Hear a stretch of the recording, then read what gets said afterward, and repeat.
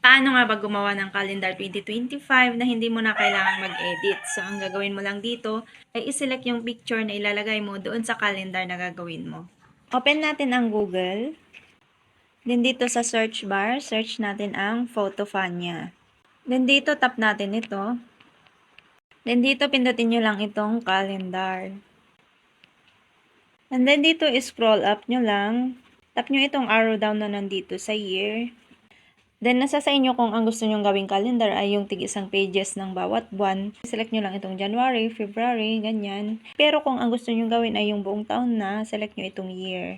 And then, dito sa year, pindutin natin itong arrow down. Siyempre, select natin yung 2025. Then, tap natin itong choose file. Ito, mag-select ka lang ng picture na gusto mong mailagay dun sa gagawin mong calendar. So, pindutin mo lang. And then, tap mo itong done. Then, tap mo na itong go.